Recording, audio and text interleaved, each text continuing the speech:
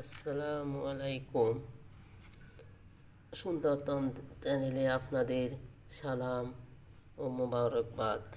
হে নবী, আপনার আগে আমি মুসাকেও কিতাব দিয়েছিলাম। অতএব আপনি আল্লাহর সাথে সাক্ষাতের বিষয়টিকে কোনো রকম সন্দেহ করবেন না। আমি যে কিতাব তাকে দিয়েছি তা আমি বনি ইসরায়েলদের জন্য পথ প্রদর্শক বানিয়ে দিয়েছিলাম। আমি তাদের মধ্যে থেকে কিছু লোককে নেতা বানিয়েছিলাম, তারা আমারই আদেশে মানুষদের হেদায়েত করত। যখন তারা অত্যাচারের সামনে কঠোর ধৈর্য ধারণ করেছে, সর্বোপরি তারা ছিল আমার আয়াত উপর একান্ত বিশ্বাসী। সূরা আশ-সাজদা আয়াত নম্বর 23 ও 24। ওরা কি লক্ষ্য করে দেখে না আমি কিতাবে উর্বর ভূমির উপর পানি প্রবাহিত করি এবং পরে তারই সাহায্যে আমি সে ভূমি থেকে ফসল বের করে আনি, যা থেকে তাদের গৃহপালিত জন্তুগুলো যেমনি খাবার গ্রহণ করে তেমনি খায় তারা নিজেরাও। এ সত্ত্বেও কি এরা আল্লাহ পাকের অসীম কুদরতের চিহ্ন দেখতে পায় না? সূরা আশ-সাজদা আয়াত নম্বর 27। আসলে আল্লাহ কতভাবেই বোঝাতে চেয়েছে যে আমি রিজিক দিয়েছি, আমি পৃথিবী সৃষ্টি করেছি, আমি সমস্ত আসমান জমিন যেখানে যা কিছু আছে আমার ইচ্ছা মতো আমি সৃষ্টি করে তা সাজিয়ে দিয়েছি। তোমরা তা অন্বেষণ করো, তা থেকে তোমরা তোমাদের খাবার বের করো এবং শুকর করো এবং আরও বেশি চিন্তাশীল হও, আরও বেশি জ্ঞান অন্বেষণ করো, আরও রহস্য উদ্ঘাটন করো। আমি তো সৃষ্টি করে রেখেছি সমস্ত সৃষ্টিজীবের জন্য, তোমরা কেন বোঝো না? তোমরা যখন যখন যেটা পাচ্ছ খাচ্ছ, এমনিতেই কোনো কিছুই হচ্ছে না, সব কিছুই একজনই দিচ্ছে, তার নাম হচ্ছে সর্বময় ক্ষমতার অধিকারী আল্লাহ। তাই সমস্ত জীবজন্তু, সমস্ত গাছপালা আল্লাহর জিকিরে ব্যস্ত। পাখিরা সবচেয়ে বেশি জিকির করে। যখন তাদের জিকির বন্ধ হয়ে যায়, আল্লাহ তখন তাদের রুহটা কবজ করে নেয়। বর্ণিত আছে যে অনেক অনেক হাদিসে আমরা পাই, কিছু কিছু জিনিস আমাদেরকে বোঝার ব্যাপারে আমাদেরকে আলোচনা করতে হবে, নাহলে আমরা অন্ধকার যুগেই থেকে যাব।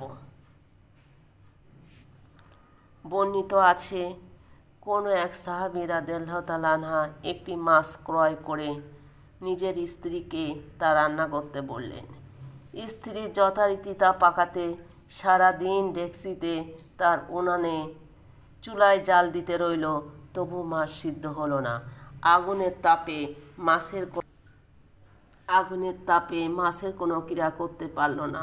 তদর্শনে সাহাবী রাদিয়াল্লাহু তাআলা আনহু ভীত সন্ত্রস্ত হয়ে রাসূল করিম সাল্লাল্লাহু আলাইহি সাল্লামের সমীপে এসে মাছ নিয়ে এসে সকল ঘটনা বর্ণনা করলেন। রাসূল করিম সাল্লাল্লাহু আলাইহি সাল্লাম শুনে হাত উঠিয়ে আল্লাহর কাছে মোনাজাত করলেন, হে আল্লাহ, তুমি এ মাছটিকে বাকশক্তি দান করো, যাতে সে আপন হাকিকত ও অবস্থা আমাদের কাছে বর্ণনা করতে পারে। আল্লাহর হুকুমে মাছ কথা বলতে লাগলো, হে আল্লাহর রাসূল, কোনো এক ব্যক্তি আমার খড়ির নিকটস্থ নদীর তীরে বসে প্রেমময়ে উচ্চস্বরে এ দরুদ পাঠ করতেন। শুনতে শুনতে আমি তা মুখস্থ করে ফেলি।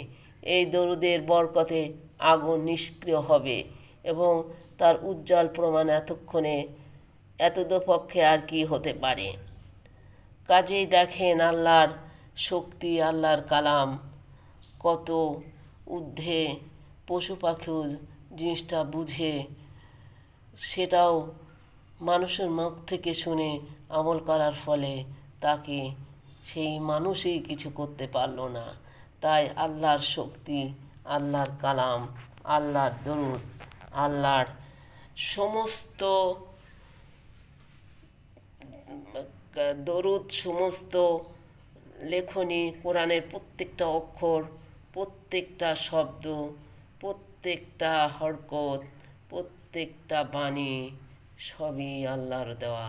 কাজেই আসুন আমরা আমাদের বিবেক দিয়ে কোরআনকে সর্বশ্রেষ্ঠ মহাগ্রন্থ আল কোরআনের সম্মান রাখি, বুঝি, জানি, শিখি এবং সবার উপরে স্থান দিয়ে তার মর্যাদা রক্ষা করার চেষ্টা করি। জীবনের শেষ দিন পর্যন্ত কোরআনকে আঁকড়ে ধরুন এবং আল্লাহর কলেমা লা ইলাহা ইল্লাল্লাহু মুহাম্মাদুর রাসূলুল্লাহ এর উপর অটল থাকুন। তাহলে আল্লাহ আমাদের জন্য সব ফয়সালা করে দেবেন। আজ পর্যন্ত। আসসালামু